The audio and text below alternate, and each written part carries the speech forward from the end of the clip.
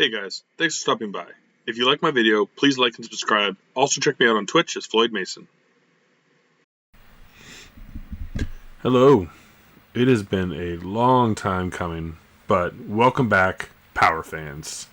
We are finally going to review issue number 3 of Nintendo Power. This one's Track and Field 2. Been a long time since I got back to this. I read this one a while ago, and just everything being chaotic, my magazines were kind of buried for a bit. Kind of over in the back corner there, still a bit buried. But I'm going to try and get back to these because I really enjoy reading them. It's really cool to see these and read about some games I might not even know about, and just all the little tricks and whatnot. But yeah, kind of an interesting choice, I think, for the third one ever. Because you have Mario, and then Castlevania, and then Track and Field 2. But honestly, pretty sweet picture of just the shoes. This is a super clean copy for it being number 3. Pretty happy with this. Again, I got my collection mostly from a woman who collect these herself. Like, they were all her own personal copies. She kept incredible care of them. So I was really fortunate to get these, and they're really awesome. Yeah, so let's start taking a look through. Just kind of the welcome page. I think they're getting a little more of, like, kind of showing the breakdown of the sections, the contents, and kind of putting pictures. I remember just looking at these as a kid, and just the front page and all the names and the pictures of games. You're like, oh, what game could that be? Was really cool and exciting to read. Interesting what a bunch of these staff are doing now, but it's from the 80s, so who knows. Yeah, so this book starts with Track and Field, and it's got a pretty big spread on it, so it just kind of breaks down the game. It's got all just kind of like tips on how to beat all the different sports. So you got triple jump, you got fencing, you got swimming, you got high dive. Pretty standard. Like, again, I think this is actually pretty good. I don't know if I would have made it the head of one of the magazines, but these are the kind of games. Some of the sports games are really confusing what to do. The instruction manuals weren't great, and you just fidget around and try and figure it out. So honestly, it's probably not a bad idea to put them in a Nintendo Power, teach people how to actually play every event, maybe some tips. Right, like, it's not only showing you the buttons here for the diving, but also kind of like, how to enter the water, like what the judges look for, like why you're getting the score you're getting, which is super helpful. They got pigeon shooting, they got hammer throw. What else we got here? We got taekwondo, we got pole vault, all the greats. Yeah, canoeing, archery. Again, I don't know that they needed to take up this much space. They probably could have done half pages for each one. But, yeah, again, right? Like, even, say, with the archery one, it tells you the different tips for 30, 50, 70, how to hit the target. So, definitely a pretty helpful thing. They got hurdles. They got horizontal bar. Fun fact, I used to run hurdles. Was pretty decent at it. Wasn't the greatest runner, didn't have the greatest form, but I jumped quick. So I did alright. Yeah, so that's kind of it.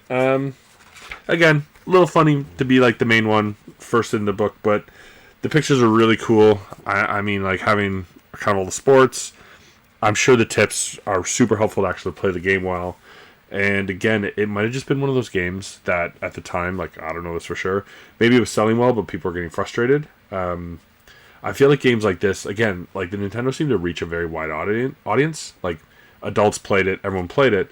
That games like this, I think, would sell well because they are for everyone, right? Like, your parents are going to want to play it. Your grandparents might play it. Like, kids will play anything. So it might have been something that was easier to get your parents to buy you. Yeah, so next, we have a game that I played quite a bit when I was young. I think my friend owned it, or we rented it a couple times. It's a weird one. A lot of people don't really like it. I was always kind of a fan. But Mickey Mouse Capades. Such an interesting game. I think it's only got 4 levels, and they're all very different. So you start on I think it's the Fun House. Yeah, it calls it Little House, but it's like a fun house. And it's got kind of the map here. Like, it was definitely kind of tricky. Find your way through. Like, start off kind of like a maze level. But it's got little tips: how to get the key, how to get everything, being the wizard. It's not bad. Yeah, and then next you have the ocean and the woods. I guess there's more levels because there's 5 levels because there's also the pirate ship and the castle. But again, very bright, very colorful. Again, they kind of what I like about Nintendo Power 2 is they want to get you interested in a game. So they basically tell you how to beat the first level, maybe the second, but they don't want to give it all away because they still want you to call in. A very brilliant system. But yeah, I remember the ocean being like some tough jumps. The forest was tricky, like getting through the seasons. I'm sure the map here was helpful. It doesn't really say; it just says choose the right path, and then it shows the 4 seasons in the start. So it doesn't really tell you, but I guess it's kind of telling you that it's a maze. You got to figure out where to go. And I don't remember this game being too hard. Like, got lost in the forest a bit. The first level was like a little tricky. Second level I didn't find too hard at all. I don't remember the pirate ship level at all, honestly, so it must have been fairly simple. But the final castle I remember being tough. Maybe it was the boss. I don't know. Yeah. So, I mean, again, an interesting little game. Pretty much walks you through the first level. Second level, it kind of gives you the full map, and then the third, fourth, fifth, it just kind of gives you a quick hint. Like, you have to find the right path. This guy's tougher than he looks, stay away from, and you're going to fight the Evil Queen. So next we got some Howard and Nestor. Again, these are always just fun little comics. This one's kind of about Castlevania. So just showing him whipping him. He's trying to get through the secret item. Yeah, so he uses a crystal and it whirlwinds him away. Which I think is... I've actually never played it, but I'm pretty sure alluding to Castlevania 2. Because you get like crystals and there's things where you gotta have a specific one, then you can go in water and you put one on and it has like a tornado that takes you somewhere near a wall. So pretty fun little comic. The drawing style is fantastic. I mean, it's fun, game related, pretty good. Oh, next, a classic that I tried to beat and I used guides and I still haven't been able to do it. This one seems like it would have been one of the best games, and a lot of people think it is. But I think that the bosses are just too unfair, and it's a little too confusing to where to go. Getting back to where you need to go is too complicated, and that is Blaster Master. So most things about this game are pretty cool. You're basically just trying to get your frog Fred. Jumps into a hole and you go down there and there's this huge world down there. You're driving your car, which is pretty sweet. And yeah, like the problem is, and again, like maps would be so helpful in this one. If you had like a full, if you had like the new full guide, it wouldn't be that bad. But it's just so confusing. Backtracking, there's a couple jumps as well. Like right at the start, there's a jump that you can later get things to fly and go up, and even with it, like the jump is just so incredibly tough, and you'll use up your power and you gotta go find more. Yeah, it's a fun game, but the bosses will destroy your fingers. It's chaos. So it's kind of pretty good. It's kind of, again, got the full walkthrough of level 1. Get you hyped, get you excited, get you wanting to play the game. Got kind of how to beat the boss. Again, I do think you can level up your gun, and maybe there's an easier way than I was doing it, but it was just very confusing. It looks like they got stage 2 in here as well. So that's pretty cool. I think there's 8 stages, I'm pretty sure. And I think I got to either level 7 or 8. Like, I was close to the end, but just one of the bosses, I just couldn't anymore, and I gave up. I also don't think there's saves in this game, so it expects you to beat it in one go, if I recall. Which is crazy. I was doing it on an emulator, so I could save and walk away from it.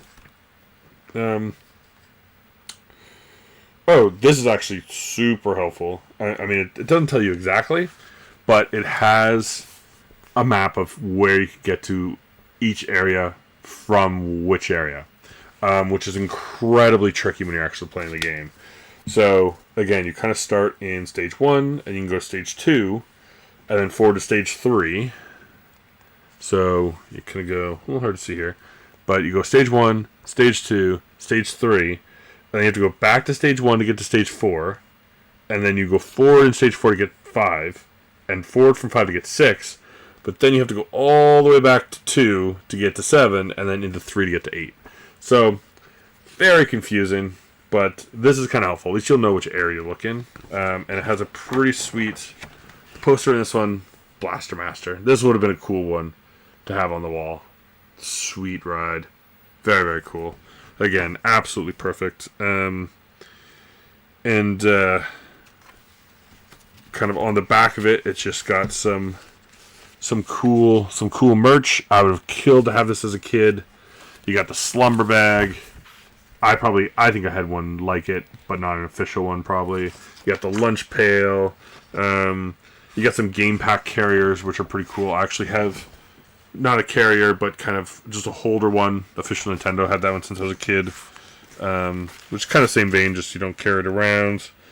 It's got the rock and roller down here. Some bedding. I think I had, again, not full bedding, but I might have like a pillowcase or two back in the day. It's got like really sweet beach towels. Like, this is the kind of thing if I could find today, I'd buy it in a heartbeat. I just think it would be so cool to have the backpack. Man, if I could get my kid one of those official backpacks or these official shirts down here at the bottom, so cool. Even just the stickers, like, they gotta be out there. People must have them, but it would have been cool to have back in the day. Alright, so next, this is kind of an interesting one as well. I remember when I was reading this, I was like, oh, this is a really cool point that they're putting in here. But they have a section on RPGs, role-playing games. I think just trying to explain what they are. Again, I mean, I was 1 year old when this magazine came out. But like, I did play Final Fantasy as a kid on the original Nintendo. And I didn't understand it at all. I kind of enjoyed what's going on, but I didn't know what to do. And so I think that was, especially in the US, a lot of gamers, it wasn't as big here yet, and kind of explain to them what it was and maybe trying to get them excited was a really good idea. So it starts with Ultima. Again, one I don't think I've ever played it, maybe once or twice as a kid, but I don't recall. But it's kind of got a breakdown of all the characters you can be and their different skill sets, kind of how they work. And again, just some basic overview of the game. Just getting you started. Shrines, a bit of a map. I mean, again, just looking at this, it looks interesting to me. Right? Like, the graphics aren't great in this one. But with RPGs, they put so much into the game. That's kind of the thing. And this is an earlier one. But yeah, I mean, it looks pretty fun. Looks pretty cool. Up next, they have Legacy of the Wizard. Really cool shot there with the dragon and everything. Again, I really like the idea of them trying to get people excited about RPGs. You know, they're trying to get over here, and like, luckily they did, because I'm a huge RPG fan, so I'm glad they did make it. Yeah. So, looks like it's just the two of them. This one only has one page write-up, so it's just kind of the story, shows a picture of the in-game dragon, and then, again, a bit about the characters, so you kind of know a bit about them. Again, it would be nice if they did a second page for this one, because, again, the first one with that second page just kind of got me excited about it. This one's like, okay, cool. But not as much as Ultima. And I don't know which one's the better game. Next, a classic in these ones is the Counselor's Corner. So, Counselor's Corner is a great idea. People just write in.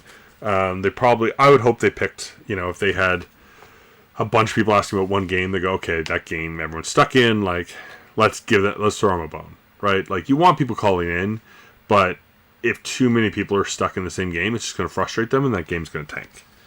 So, I think, and this is a good one that they gave hints on, is Metal Gear. Because I played Metal Gear as a kid, and I made it nowhere because I didn't know what to do.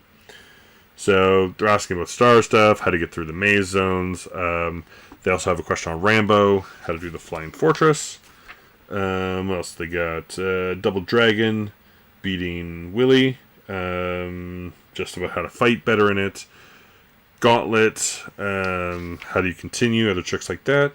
I didn't know there was a continue. That's actually good to know. I've never really beaten the original Gauntlet because you die, so like your life just drains. It's very frustrating. I didn't know you could continue. No, maybe I did. I mean, it seems like it's just a password system. I think I like played it once though, and I was kind of it's too hard. Okay, here I think this was in the previous one as well, kind of in a similar vein of help, but this one's called Classified Information, and this is just tips on games. So here's like Gradius and how to kind of use rapid fire, starting with full options, how to get a super bonus with 10,000 points, how to warp, pretty cool, and then just showing all the 1-ups. So again, probably a game maybe that people were struggling with, and or like maybe the initial selling was over, and so they want to get people excited about it again. But just giving some help on the game, which is pretty cool. I don't even know what that says.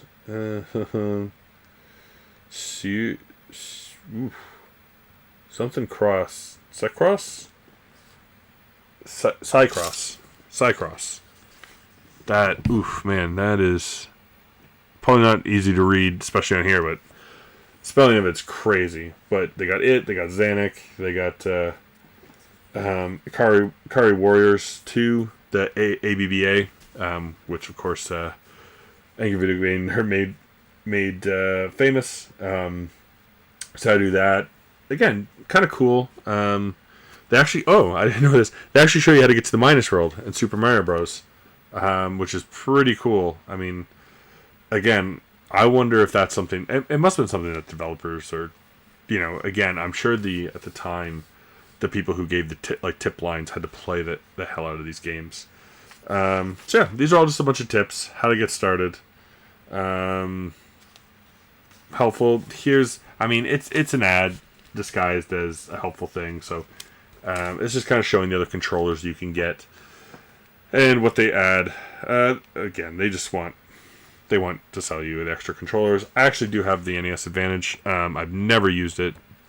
Don't know why you would. I don't know how it'd be comfortable to hold. Maybe you put it on your lap.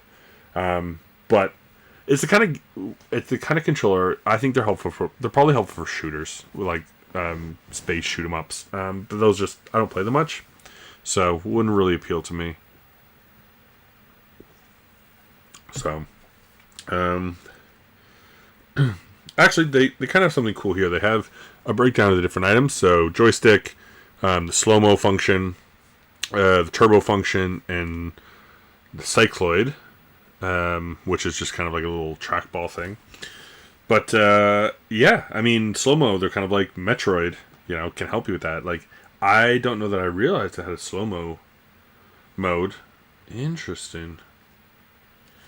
Yeah, in theory, right? Like, if you're having trouble with a boss and you buy this and you can put it on slow mode and kind of help you just react quicker. It's kind of cool. And then Blaster Master is the turbo. That's, I think, again, because I played on emulator, you can't get the turbo. I think if I ever buy the game, I'm going to have to use the turbo controller to beat it, because it's just impossible. Cycloid has ice hockey, which makes sense. It's so much easier to rotate yourself and move if you have a non-joystick. So I get it, They're kind of pointing out it's like new peripherals they have now. There's games that are kind of made specifically with them in mind. So it's okay. But they also have the remote controller. That's cool. Like, they had it so. It's that crazy thing of around like the Wii and PlayStation 3, like they kind of got around to like basically having remote controllers. I don't know when I'm not as familiar with the Xbox, so I don't know when they first had their remote one. I actually think I had one on the original Xbox, if I recall. That you just plugged a remote into the thing. And obviously, I think Guitar Hero, it did on the PS3. It might have on the PS2. I can't remember. But they had it all the way back on the Nintendo, which is just wild to think about. Up next, a game I own. I've played it a bunch. I actually used to whip it out a couple times in university and get people to play. because I thought it was a fun drinking game. Anticipation. So this game is basically just a guessing game. It connects the dots, and you have to guess what it is based on a category. It is, yeah, I mean, it's quite fun. The hard level doesn't have dots, so it makes it very tough. I have beat it on that level. It's a game I consider that I've beaten 100%. The only downside is if it's a long word, you got to type it letter by letter. Like it's like spin through the dials. Like obviously there's no other way to type. So that's a bit long, but yeah, it just has like, it's got all these pictures, and you just buzz in and guess them. Fun little party game. Again, I used to play it kind of for drinks. Was one of those ones that was easy enough to get people on. I had the 4 score, so we could play 4 people, or we just play in teams of 2, whichever, whatever worked. So another page for it. It's honestly too many pages. I would have preferred that they gave an extra page to Legacy of the Wizard and saw more about that game. It looked cool. This game's fun, but man, it's whatever. It doesn't need 3 pages to explain it. All right. Next, got one of for a lot of people a classic. I never really played this one as much. I just didn't own it. I had another game in the same genre, Blades of Steel. Don't know much about it. I hear, really good things about it. The graphics and these pictures here look like very realistic for the time. Pretty awesome. I had Ice Hockey, which didn't look real at all, but that's what I hadn't played, and I love that one. I'm sure I would have loved this one too if I had it. Like, it looks great. Yeah, just more pictures of it, just kind of explaining. I think it's just kind of trying to explain hockey. I'm a Canadian myself, so I get it, but at that time, a lot of American kids might not have. It wasn't big there then. Still only kind of, it's the 4th most popular at that, if that. So,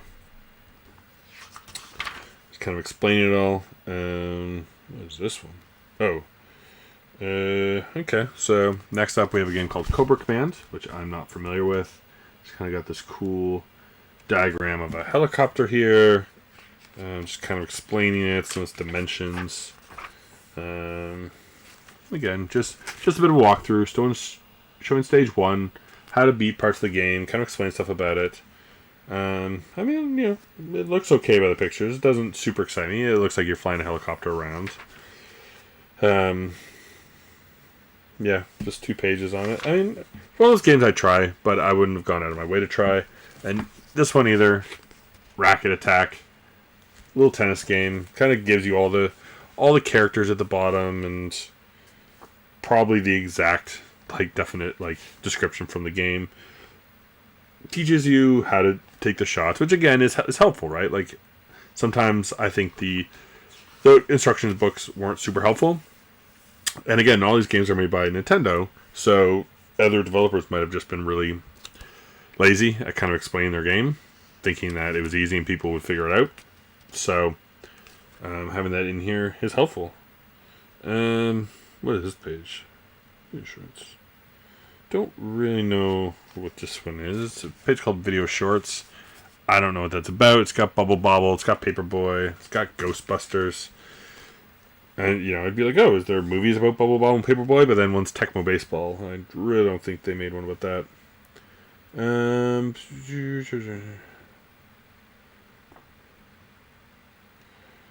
So I think it's just, I don't think it means, I think it's confusing me, because whenever I think of video, I think of, a movie. I think it's just talking about video game shorts. So it's just a short little blurb about these games. They're just cool, right? Show you some games. Yeah, Ghostbusters. Oof, that game is awful. Paperboy is not really my speed, but it's okay. Bubble Bobble, super fun. Tecmo Baseball and Pebble Beach, I don't care about. Ooh, Dr. Chaos. Now that looks like my kind of game right there. That looks nice little scary picture. Almost looks like, it kind of looks similar in layout. That you can do moves kind of similar to a Friday the 13th, but it looks like you can jump and stuff and kind of the 2D thing. So I'd try that one. It's enough to get me interested. And then they do. Well, I guess they have a picture of the movie, but they have Platoon, they have Mile on Secret Castle, which again, I played as a kid, got nowhere, never played it again. Okay. Whew. They got coming up Dr. Jekyll and Mr. Hyde, a classic. WrestleMania. They have the Power Pad, which I used to own. We had it as a kid. Used to play track meet in the burger flipping game, whatever it was called. Lost the time. Don't know where it is now. Sold it to somebody. Operation Wolf, a game. I like this game. I used to have. I try and beat every game that I own, and I used to have a buddy of mine that I worked with, and I'd beat a game and I'd come into work the next day and I'd tell him to pick a number between this and this, and like depending on what system I wanted to play. So say my NES games were games 170 to 200, I'd go pick a number between there, and whatever it was, I had them all in an Excel list, and whatever one was next, that's when I'd play. And one he picked was Operation Wolf, and I tried to beat it for like a week and a half, and you have like lives, but in the last level you don't get them. And I was just never good enough to beat the last level, so unfortunately did not beat it. One day I'll go back to it. One day I'll just get lucky and shoot properly, but I don't have the quickest reflexes anymore. And then they have a cool just little breakdown of games that have come out and when. Like this book is November, December, so they have November, December games. Again, games that they were talking about. So Bubble Bobble, Anticipation, Platoon, Paperboy, Friday the 13th is in here, Skate or Die, Operation Wolf, Zelda 2. Very limited quantities, it says, which is interesting. Marble Madness came in January. I love that game. And it just has some future releases, which again, I'd be curious to look through these and see which ones never came out. Because like they have a game called Terra Cresta, which I've never heard of, Chesterfield, Empire City 1931. Like I don't think these games exist. But they do have some. They have Dr. Jekyll and Mr. Hyde, Nightmare on Elm Street, Who Framed Roger Rabbit. So it would be interesting to look back at those and look up like what happened to Terra Cresta. Like, is that a game? Did it change its name? It's a terrible name. Maybe they just changed it. I think this is new to this one, but they have a story about Captain Nintendo. This is kind of his origin story, so I'm pretty sure this is the first episode he's introduced in. But he is just a character that they had, and kind of a little story about him and his battles. I read it. I mean, it's kind of cool. You can tell here, and it kind of ends the story with it, but they have Ganon in the story. So I think they work in parts of games. I can't remember it too well. I don't remember reading it too much, but it's an interesting little take, right? Like, something fun in it that's video game adjacent, but not just talking about games. Big competition here to win a grand prize trip to Disney World for 4. Not bad. It's pretty fun. And then just all the other prizes you could win. Not bad. You could have won Blaster Master, Xenophobe, Freedom Force, Platoon, Spy Hunter, Rampage, some Super Controllers, some Mega Controllers. Not bad. Not too shabby. It's interesting because again, even like they used to have this Mega Controller just made by Bandai, like, and Nintendo's like, yeah, you can win it. Like whatever, like they just let anyone make stuff on their system. Again, more giveaway stuff, just a bunch of pictures of the games that you can win. Nothing too crazy. Interesting.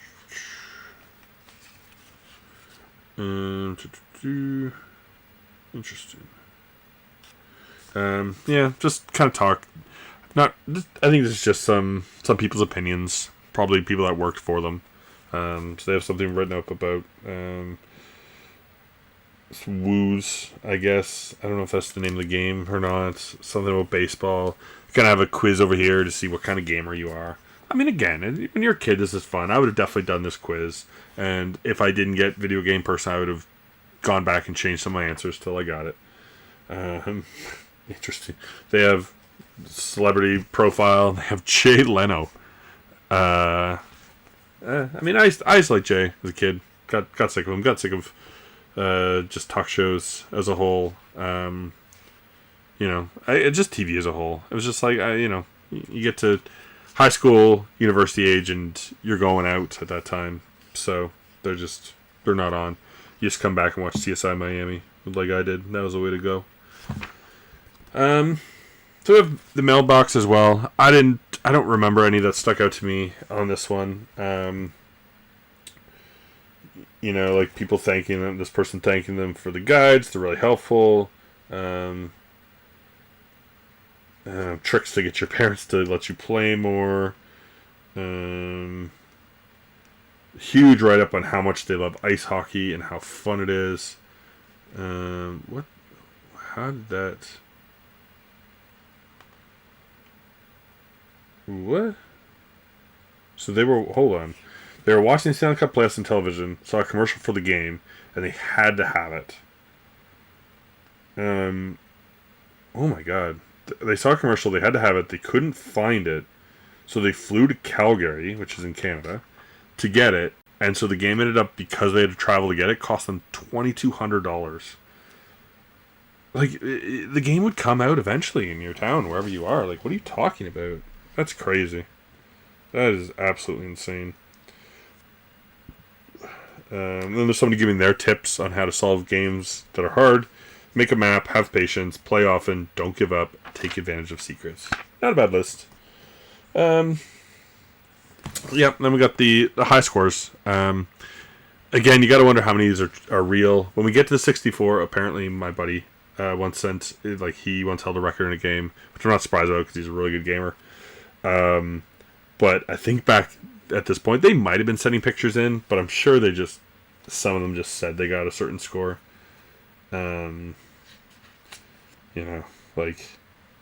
It's just like some people are so far ahead of everyone else. Like Hogan's Alley, someone got 999,000, but the next highest is 888. Like that's wild. It's hard to say with some of them, the scores. Some of them are reasonable, some of them only have one. It'd be curious to see, like people nowadays what their scores are, and like if you find anything like the Billy Mitchell thing where they're not possible. It'd be interesting. It'd be interesting for somebody to take this. It's like I'm not gonna do it because I don't have the time. A YouTube video and just look at all of these and see if they're possible or if people maybe were doing them back then. Yeah, like people say they got 999,999 in TNC surf designs. I doubt it. That game is so hard. The surfing is impossible.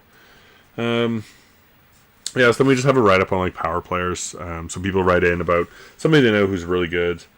Or just about themselves and what they like to do. Kind of a cool thing, I guess, reading about other gamers, some of their stories. Again, nowadays I don't really care about it, but as a kid I'm sure I would have liked to read about people and their achievements. And then we got the top 30. So at this point, they have pink, which are new to top 30. Blue are ones that have jumped up several, and green are ones that stayed. So number 1 is Legend of Zelda. Not surprising. Followed by Metroid, followed by Metal Gear, which is new to the thing. Legend of Zelda, not surprising. One of the best games of all time, I think. Metroid, also a fantastic game. Very interesting. I especially think back in the day, it was a game that I think would have challenged you a lot more and been harder, and like you got to make the map. Like Zelda, a map helped, but Metroid, you needed it. Metal Gear, I'm surprised. I do think it was interesting. I just never got into it.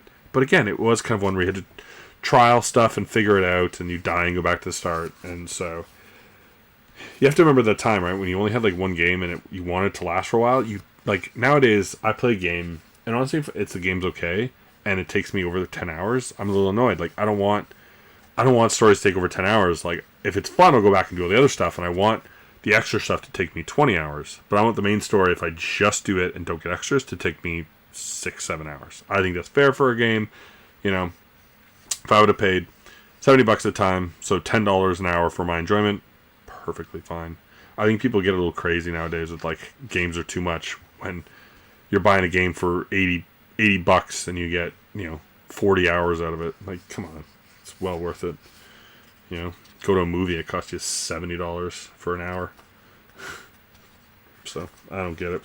Yeah, we also got Mike Tyson's on here, Gauntlet, Super Mario Bros. 2, Zelda 2, Double Dragon, Kid Icarus, Town and Country Surf Designs 19. I thought it was a fun game. It's just so hard. The skateboarding was awesome. The surfing sucked. Yeah, nothing staying out too much on there. Sultan Ski is on there, which is nice. I like that game. And then again, they always rate them too of kind of like what the pros think, what the players think, and the dealers' picks. I don't know where they're getting these from. I'm assuming the pros are kind of the people that work there. Maybe the players were like people like they'd ask actual gamers, and the dealers maybe are ones that actually sold the most. So interestingly, the players like Double Dragon the most. I think Double Dragon is incredibly hard. The first one, I'm not a huge fan of it just because it's difficulty. It's a fun game. It's just way too hard for me. And Zelda's all the way down at 5. And then they don't even have they don't have like a Mega Man on here. Whereas the pros, they have Zelda 1, Metroid 2, which I think is right. They have Mega Man 5, which is amazing. Castlevania 7, yeah. Castlevania is 13th on the players. So much slower.